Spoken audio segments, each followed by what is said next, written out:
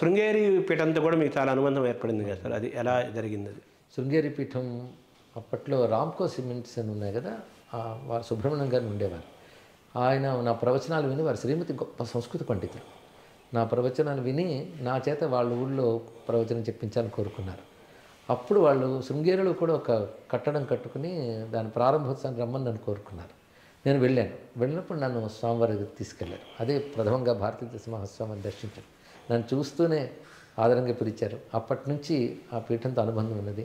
గురుస్థానంగా భావిస్తాను నేను భారతీయ మహాస్వామి వారిని. వివిధ సందర్భాల్లో వారు నన్ను పిలిపించడం, శృంగేరిలో ప్రవచనాలు చేయడం కూడా జరిగింది. నా భాగ్యం ఏంటంటే ఆయన వింటూ ఉండగా గంటన్నర ప్రవచనం చేశాను నేను. అదొక భాగ్యం. అంటే ఏ టాపిక్ మీద చేశారు? అంటే నా అక్కడ ప్రవచనం శివతత్వం మీద చెప్తున్నాను. ఆ చివరి రోజు వచ్చేప్పుడు శివపార్వతుల కళ్యాణ ఘట్టం, అది వారి సమక్షంలో చేయాలి అని కోరిక. అది నిర్వాహకులు అడిగితే చేయమని అన్నారు. వారి ముందు, అందులో ఒక యతీశ్వరుల ముందు కళ్యాణ ఘట్టం ప్రవచనం చేయడం చిత్రాహసమే. కళ్యాణాన్ని తాత్వికంగా చెప్పగలిగే అదృష్టం లభించింది. అది విని వారు ఆదరించారు. అంటే వారి ముందు మాట్లాడడమే భయం, ముక్తి భవించిన సరస్వతి కదా, అలాంటిది వారి అనుగ్రహం వల్ల మాట్లాడగలిగాను. వారు ఆశీర్వదించారు.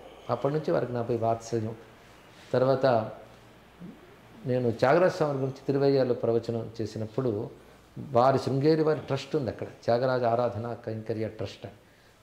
దాని ద్వారా నాకు సత్కారం పంపించారు శృంగేరి నుంచి. భారతీయ త్యాగరాజ సమ్మానాన్ని, ఒక పెద్ద ప్రెస్టీజియస్ అవార్డు, అది ఇప్పించారు. అనేక పర్యాలు శృంగేరి వెళుతూ ఉన్నాను. తర్వాత వారి బోధలు అవి నాకు బాగా ప్రభావం చూపించాయి. అంతేకాదు ఇటీవల భారతీయ పురస్కారం కూడా నాకు అనుగ్రహించారు వారు. కళ్యాణం అంటే వాళ్ళ దృష్టిలో, పీఠాధిపతుల దృష్టిలో లోక కళ్యాణమే కదా. శివపార్వతులు అంటే ఈశ్వరుడు ఆత్మస్వరూపుడు, పార్వతీదేవి బుద్ధి స్వరూపం. తాత్వికంగా లోపల సమన్వయం ఉంటుంది, బయటికి కథలాగున్నా. తర్వాత బ్రహ్మానందం గారితో కూడా మీకు బాగా అనుబంధం ఉంది.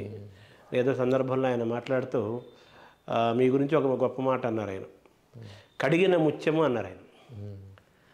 అది మీకు బ్రహ్మానందం గారితో ఎలా సార్ అనుబంధం? సినిమా రంగంలో ఉన్నప్పుడు మంచి మంచి సహృదయులతో స్నేహం ఉందండి. ముఖ్యంగా సిరివెన్నెల సీతారామ శాస్త్రి గారు వివిధ అన్నగారులాగే అలాగిద్దరం కలుసుకునే మాట్లాడేవాళ్ళం. సాహిత్య చర్చ, తాత్విక చర్చలు ఉండేవి. మంచి సాహిత్య వాతావరణం ఉంది.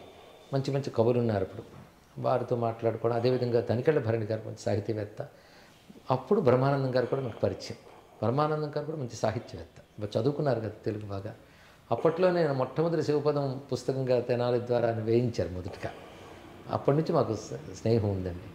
తర్వాత కూడా నేను ఎప్పుడు నా ప్రవచనాలను చూస్తూ ఉంటాను. ఒకసారి ఫోన్లో చెప్పారు, చాలా సంతోషం. వారితో స్నేహం కొనసాగుతూ, వారు, భరణి గారు, వీళ్ళందరూ. వేటూరి గారితో మీకు పరిచయం బాగుందండి. సినిమా రంగంలోకి వెళ్ళాక వేటూరి గారిని చూడాలని తగతకలాడాను. ఎందుకంటే ఆయన సాహిత్య దిగ్గజం సినిమా రంగంలో, అపూర్వమైన కవి. సినిమా రంగంలో ఆకర్షించడానికి కారణం ఈ కవులు. గొప్ప కవి ఆయన. ఆయన వెళితే నాకు చాలా ఆనందంగా పలకరించి ఆదరించారు. దాని తర్వాత వారితో అనేక సందర్భాలు మాట్లాడాను. ముఖ్యంగా నేను ప్రవచనాలు చేస్తున్న కాలంలో విశాఖపట్నంలో ఆయనకి స్వర్ణ కంకణం తొడిగారు సంస్థ వాళ్ళు, నా చేతితో చేయించారు. అప్పుడు ఇంకా దగ్గరగా ఉన్నాం. ఇది మర్చిపోలేని అనుభూతి. అంటే మీరు ఒక సినిమా కవిగా, ఒక సాహిత్యవేత్తగా, ఒక కవిగా, ఇటు వేటూరి గారిని, ఇటు సిరివెన్నెల గారిని, ఇద్దరిని మీరు వాళ్ళ సాహిత్యాన్ని దగ్గర నుంచి చూశారు, వాళ్ళను దగ్గర నుంచి చూశారు కదా. వాళ్ళిద్దరిలో ఉన్న ఒక్కొక్కరు ఆకర్షణ ఎక్కడ ఉందంటారు? ఎవరి శైలి వారిదే అయినప్పటికీ కూడా వేటూరు గారి పాట చాలా అలవోక వచ్చేస్తుంటుంది, హాయిగా ఉంటుంది. మన వీరి సిరివెన్నెల వారిది గంభీరంగా తీసుకొస్తారు. ఒక్కొక్కటి ఒక కవిత్వాన్ని దట్టిస్తారు దాంట్లో. అందుకు కొన్ని పాటలు అయితే పాటే కావ్యంలాగా రచించినవి చాలా ఉన్నాయి. వేటూరు వారు ఒక మాట విసిరారంటేనే ఒక పెద్ద వాక్యంలో ఉంటుంది. నీ మౌనమే దశోపనిషత్తులే ఇలవెలయ అన్నారు. ఎంత లోతైనటువంటి మాట. ఇలాంటి మామూలు పాటల్లో కూడా చాలా గొప్పగా చూపిస్తారు ఆయన. పూర్వ ప్రబంధ కవి శైలి కూడా చూపిస్తారు. ఆయన కూడా విశ్వనాథకి పరమభక్తుడు కదా.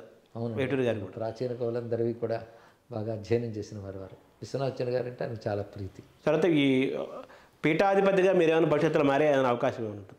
అలాంటివి ఏం లేదండి. ఇప్పుడు చేస్తున్నది కొనసాగితే అదే చాలు. అంటే ఇప్పుడు శివానందమూర్తి గారు మరి ఆయన్ని కూడా కాషాయం ధరించని కర్మయోగి అని, అంటే మామూలుగా ఆయన ఒక పీఠాధిపతి అని ఆయన తను తాను భావించకపోయినా, ఆ రూపం ఆయన సంతరించుకోకపోయినా, ఆయన నడిచిన మార్గం అటువంటి మార్గమే కదా.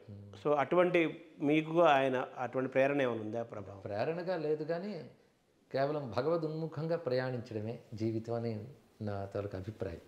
భగవద్ అభిముఖంగా ప్రయాణిస్తూ ఉండాలి. మన లక్ష్యం భగవత్పాదాలే కనుక అక్కడ ప్రయాణిస్తున్నాం కనుక ప్రతి అడుగు అటువైపే వెళుతున్నప్పుడు జాగ్రత్తగా ఇటు ధర్మము, భక్తి, తత్వచింతన, ఈ 3 ప్రధానం. ఆ మూడింటితో నేను ప్రయాణం చేస్తున్నాను. అంటే మీ ఇష్టదైవంగా చెప్పాలంటే ఎవరు చెప్పాలి? అంటే అద్వైత సిద్ధాంతంలో పరమాత్మ విషయంపై ప్రగాఢమైన అభిప్రాయం ఉంటుంది. సచ్చిదానంద స్వరూపుడు పరబ్రహ్మ ఉపాసకుల కార్యం కోసం బహురూపాలు ధరిస్తాడు.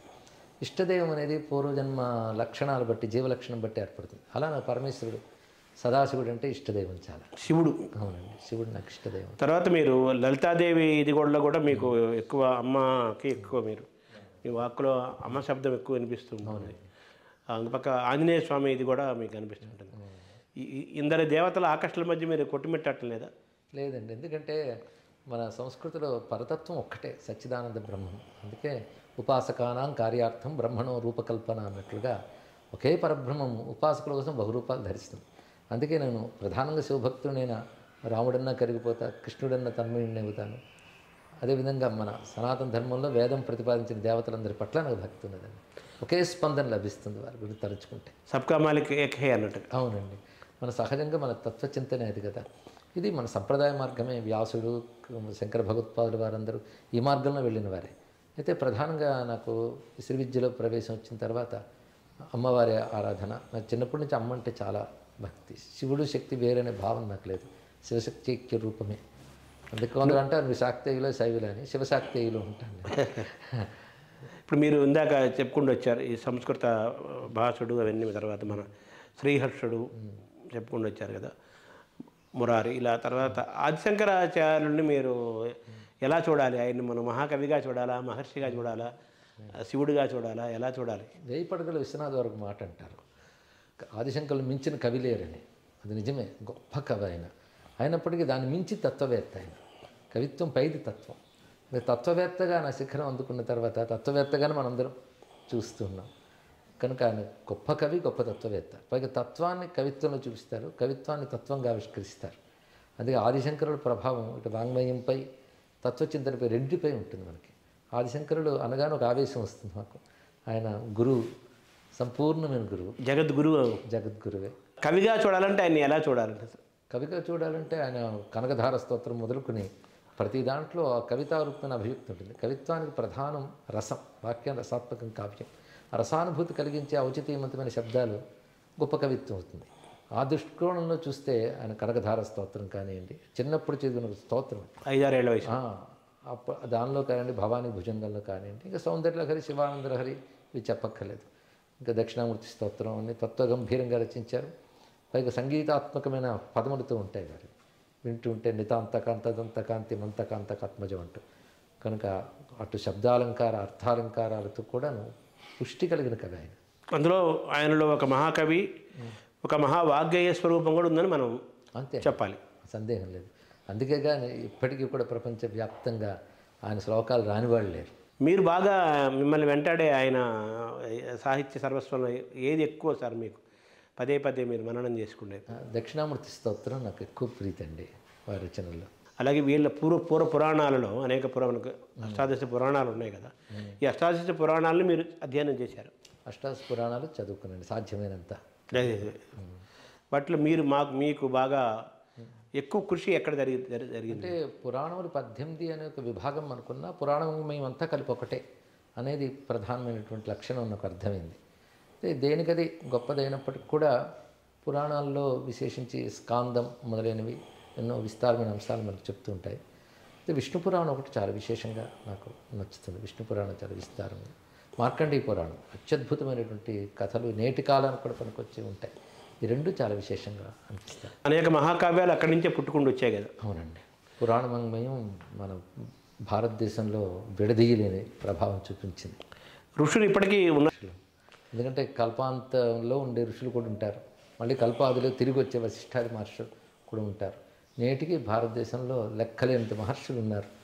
మార్కండేయాది ఋషులు, అగస్త్య మహర్షి, వీరు ఇప్పటికీ ఉన్నారు, అందులో సందేహం లేదు. అంటే ఈ ఋషిపీఠం అనే శబ్దం అది శాశ్వతమైన శబ్దం, కాలాతీతమైంది. అవునండి, ఋషి దర్శనాత్ అని తపశ్శక్తి చేత అతీంద్రియ దృష్టితో వాళ్ళు ఏ సత్యాలు గోచరిస్తాయో వాటిని మనకు ఆవిష్కరిస్తారు వాళ్ళు ఋషులు. ఆ ఋషులు ఇచ్చిన సంస్కృతే మన సంస్కృతి. అందుకే మన సంస్కృతి ఆర్ష సంస్కృతి అని పేరు. వేదం, పురాణం, ఇతిహాసం ఇవన్నీ కూడా ఋషులు దర్శించి ఇచ్చినటువంటి వాంగ్మయం. మన ధర్మం అంతటికి పేరే ఋషి ధర్మం, అదే ఆర్షధర్మం. అలాంటి ఋషుల భూమి కనుక ఇది ఋషిపీఠం. 2 రకాల పరాయి దాడుల వల్ల మనకి ఉన్న గ్రంథాలు అసలు తగలబెట్టారు, గ్రంథాలయాలు ధ్వంసం చేశారు. ముఖ్యం ఈ ధర్మాన్ని రూపమాపాలను వాళ్ళు చేసిన అకృత్యాలు మనం చాలా కోల్పోయి, తర్వాత మన ధర్మంలో మనం బ్రతకడం కూడా కష్టమైన కాలాన్ని వాళ్ళు సృష్టించారు. అలా బ్రతికే వాళ్ళని ప్రాణాలు తీసేవారు, వాళ్ళ ధర్మంలోకి మారకపోతే హింసించేవాళ్ళు. దానితో కొంతమంది ప్రాణరక్షణ కోసం మారిపోయిన వాళ్ళు ఉన్నారు, కొందరు ప్రాణాలైనా త్యాగం చేసిన వాళ్ళు ఉన్నారు. అలా మనం ఎన్నో కోల్పోయాం. అయినప్పటికీ ఋషులు సత్యాన్ని మనకి ఇచ్చారు కనుక దాని బలం ఎంత గొప్పగా ఉందంటే కోల్పోయినా మిగిలినవి కూడా చాలా విస్తారంగా ఉన్నాయి. కనుక ఇది ఎప్పుడూ నశించదు, కానీ మనం కాపాడుకోవాల్సిన అవసరం ఉంది. ఎప్పుడు నశించదు కదా అని నిబ్బరంగా ఉండడానికి లేదు. కానీ మనం ఎప్పటికప్పుడు తెలుసుకుంటే తెలియజేయాల్సిన విషయం మాత్రం ఉంది.